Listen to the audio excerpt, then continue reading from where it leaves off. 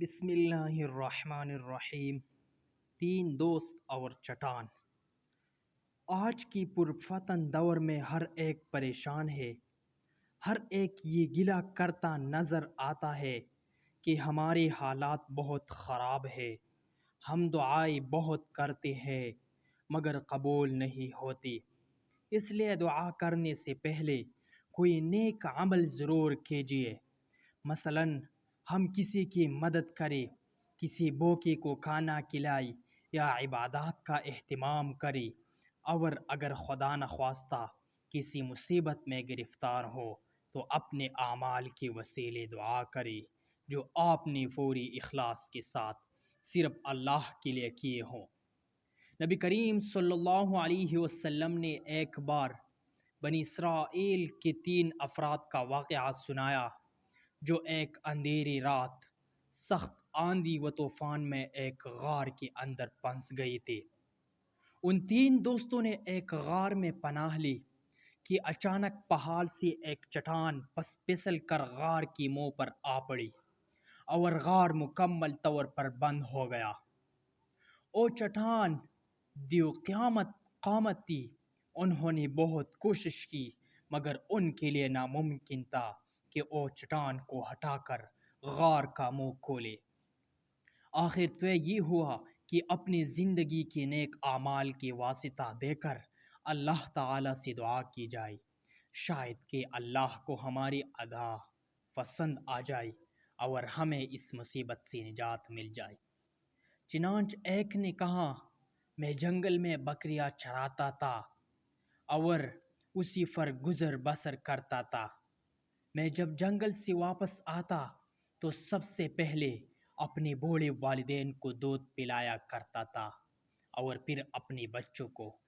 ایک دن میں گھر دیر سے آیا تو ماں باپ سو چکے تھے، بچے جاگ رہے تھے اور بھوکے تھے، لیکن میں نے یہ ہرگز گوارا نہ کیا کہ والدین سے پہلے اپنے بال بچوں کو پلاؤ، اور یہ بھی گوارا نہ کیا کہ والدین کو اٹھا کر ان کی نیند ان کے آرام میں خلل ڈالو۔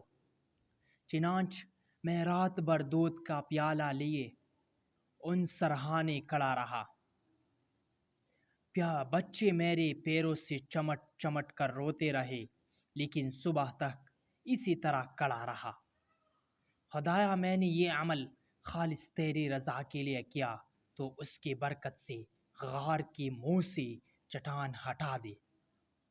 اور چٹان اتنے سر کی کہ آسمان نظر آنے لگ گیا۔ دوسری دوست نے اللہ کی بارگاہ میں کہا کہ میں نے کچھ مزدوروں سے کام لیا اور سب کو مزدوری دے دی، لیکن ایک شخص اپنی مزدوری چھوڑ کر چلا گیا۔ کچھ عرصے بعد جب وہ مزدوری لینے آیا تو میں نے اس سے کہا کہ یہ گائے، بکریاں اور یہ نوکر چاکر سب تمہارے ہیں، لے جاؤ۔ وہ بولا، خدا کے لیے مذاق نہ کرو۔ میں نے کہا، مذاق نہیں، واقعی یہ سب کچھ تمہارا ہے۔ تم جو رقم چھوڑ کر گئے تھے میں نے اس کو کاروبار میں لگایا، خدا نے اس میں برکت دی، اور جو کچھ تم دیکھ رہے ہو سب اسی سے حاصل ہوا ہے۔ یہ تم اطمینان کے ساتھ لے جاؤ، سب کچھ تمہارا ہے۔ وہ شخص سب کچھ لے کر چلا گیا۔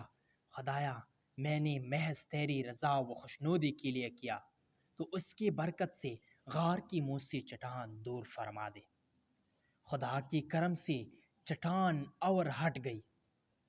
پھر تیسرے شخص نے کہا، اے اللہ، تو جانتا ہے کہ میری ایک چچا ذات تھی جو مجھے سب سے زیادہ محبوب تھی۔ میں نے ایک دفعہ اس سے اپنی خواہش کو پورا کرنا چاہا مگر اس نے انکار کر دیا، لیکن اس شرط پر کہ میں اسے 100 دینار دوں۔ میں نے مطلوبہ رقم حاصل کرنے کے لیے کوشش کی تو وہ مجھے مل گئی۔ چنانچہ میں اس کے پاس آیا اور وہ رقم اس کے حوالے کر دی۔ اس نے خود کو میرے حوالے کر دیا۔ جب میں اس کے پاس بیٹھ گیا تو کہنے لگی، اللہ سے ڈرو اور اس مہر کو ناحق توڑ۔ میگی سنتی ہی اٹھ کھڑا ہوا اور 100 دینار بھی واپس نہ لیے۔ اے اللہ، اگر تو جانتا ہے کہ میں نے یہ کام تیرے خوف اور تیری رضا کی وجہ سے کیا تھا تو ہماری مشکل آسان کر دے۔ چنانچہ اللہ تعالیٰ نے غار سے پتھر کو ہٹا دیا۔ اس طرح وہ تینوں باہر نکل آئے۔ پیارے ناظرین، اس واقعے سے ہمیں چند اہم نصیحتیں حاصل ہوتی ہے۔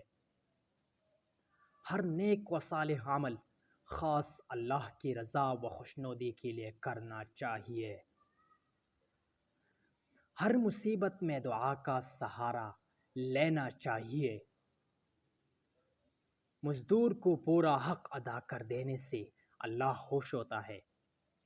امانت میں خیانت نہیں کرنی چاہیے۔ والدین کی فرمان برداری پر اللہ راضی ہوتا ہے۔ اللہ کے لیے گناہ کو ترک کرنا بھی نیکی ہے۔ نیکیاں مصیبت ٹال دیتی ہے۔ اللہ ملک پاکستان کے حال پہ رحم فرمائے۔ ملک پاکستان کی نظریاتی و جغرافیائی سرحدوں کی حفاظت فرمائے۔ اللہ ہم سب پر رحم کرے اور نیک کام کی توفیق عطا فرمائے۔ آمین ثم آمین۔